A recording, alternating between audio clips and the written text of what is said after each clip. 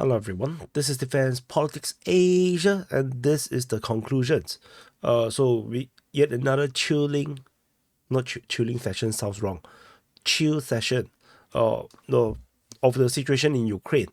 And before I continue, some major thing had happened in Lebanon where Hezbollah, they carry this pager, all exploded and thousands of people has been injured.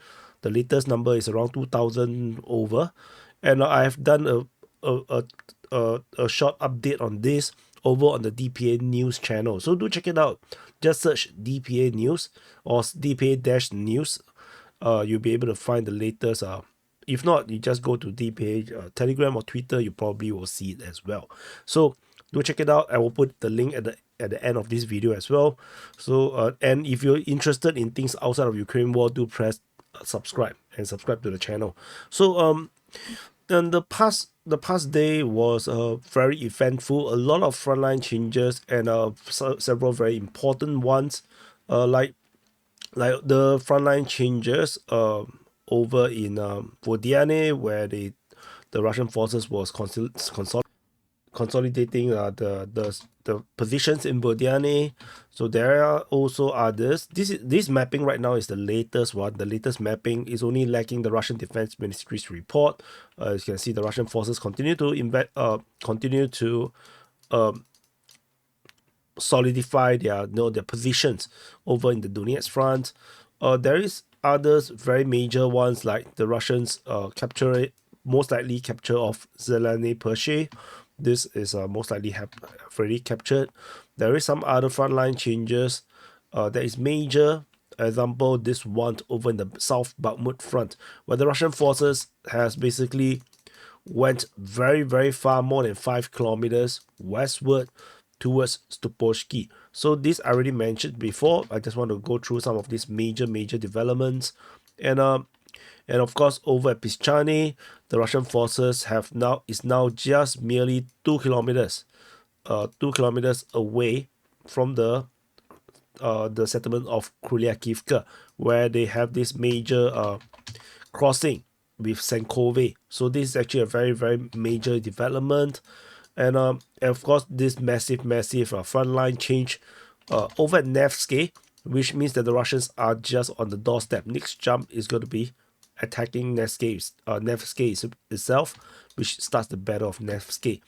So in terms of this the situation in the Kursk region, it's still pretty much a stalemate. I don't think there's much changes per se.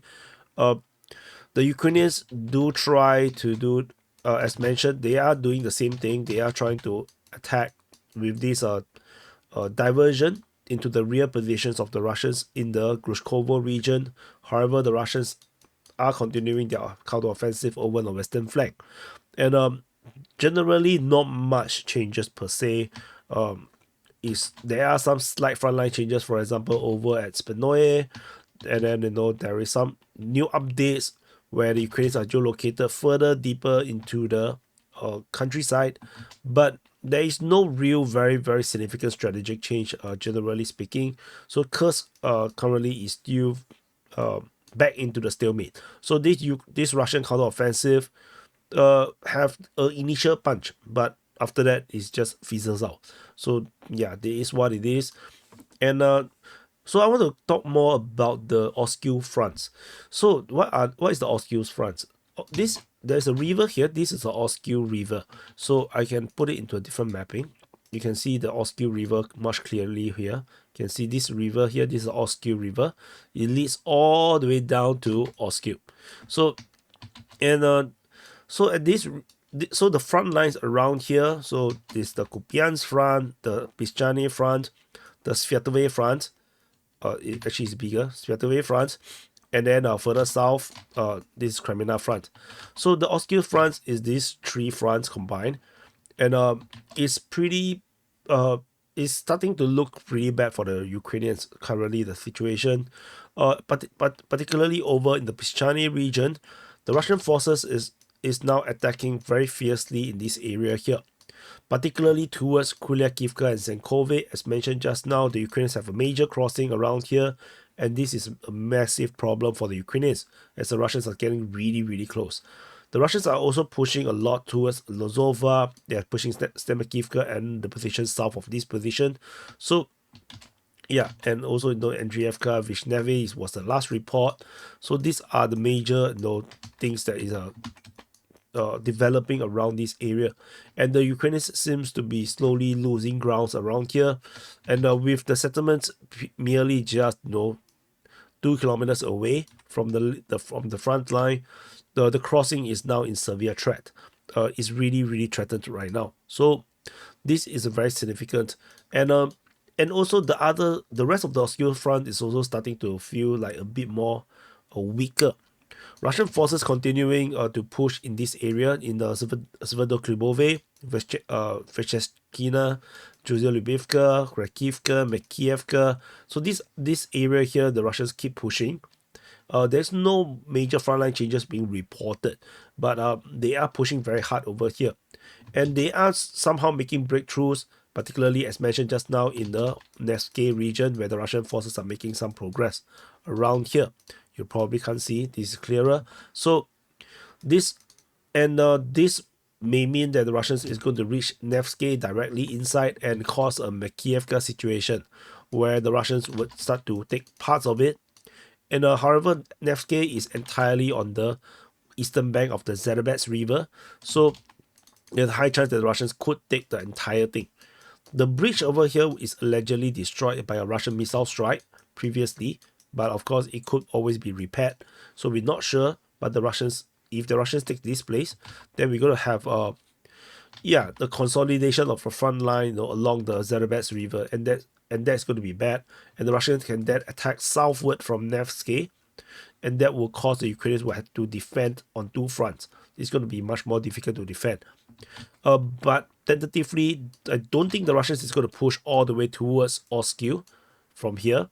I don't think the Russians have the intention, but to cut the Ukrainians in half over in the Zenkove Kryakivka crossing, I think this is something that the Russians may be interested in, because the game plan right now for the Russians is still the same, is just to stretch the logistic, to make it extremely difficult for the Ukrainians to concentrate their forces.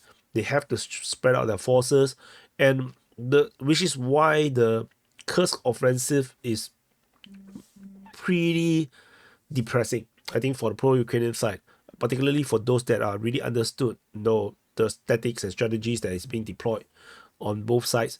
Like, the Kursk offensive only made it worse for themselves, because now they stretch the front line even further, further worsening their logistic situation, which the Ukrainians has been struggling for most of the 2 years or 2.5 years of the war. So the Russians is likely going to want to cut this crossing, and then cause this Ukrainian side in the north in the Kupiansk front and the south in the Sverdlovsk front to be entirely cut off in two, and this will just continue to stretch on the Ukrainian logistic. As you can see, the detour is pretty big. From Kupiansk, let me use another color. From the Kupiansk to all the way to Borova, this is the major road. This is the main road, and I think this gray road is not even very very good roads. I think the yellow road, this road is still pretty decent road, but I think the white color roads is not as good. No, I think it's. Can we see? Yeah, it's just smaller roads.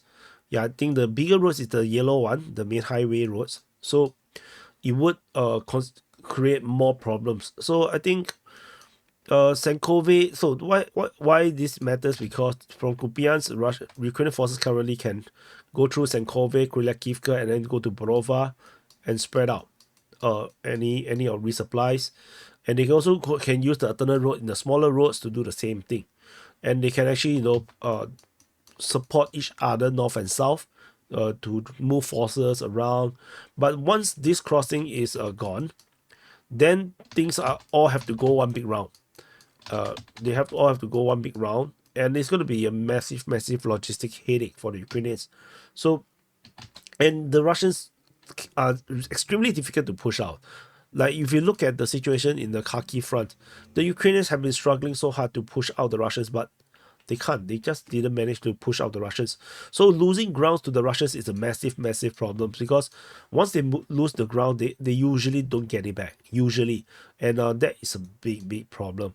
So and the situation in the South Bakhmut is also one of those that I really, really know, very, very curious. In the latest report by the Ukrainian Defense Ministry, this is the latest report. They mentioned fighting in the area of the village of Bilahora.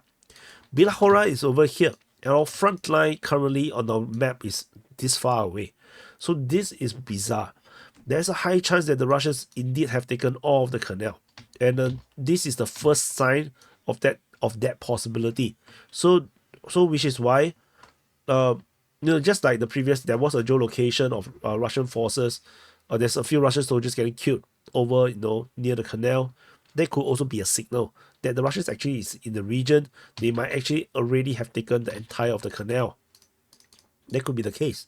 So, and the Russians pushing towards Bilohora then would make perfect sense. We still have fighting reported at Proteshny just yesterday. So which means that all these things could be the case. And if this is the reality, if the Russian front line actually looks like this, then we are talking about an extremely difficult strategic situation over in the South Bakhmut region. And then we would then see a massive significant problem for the Ukrainians. If this is the reality, if let's say like Joy Ticker, if this is the reality, the Russian forces can take Bilahora, Dilievka, cut down, and then hit to the rear positions. They can cut the highway and then attack to the rear positions, and then they will support the Russian push over in Torex and the Zalizne Nelipivka region. So this could become a massive pincer in itself. So, and then the Russians could just continue on and start to go on to a surround south flanking of Konstantinivka. They may not necessarily need to conquer or battle into it, but again, then we go back to the initial plan of what I think the Russians are doing, which is to stretch logistics. So if that's the case, then there might be it might not be necessary for the Russians to push this way in. They might also not necessary for the Russians to enter into Konstantinivka. So it could be a case where the Russians would take probably Pitashne, Stuposhki, Bilahora, or Alessandro Strutine, Dilievka, the other Dilievka, Dashne, and then form a front line around here. Yeah, I think that will also make their own logistics very, very difficult, right? So the Ukrainians would be able to fight here much more easily. So I'm not sure. The offensive into the South Bakhmut don't make a lot of sense to me, generally speaking. So which is why, yeah, this come as a big surprise, but the reports continue to come. So we'll continue to monitor. I will continue to look into this and see what could be the Russian plans. What do you think? What's the Russian plans over here? So I'm not too sure.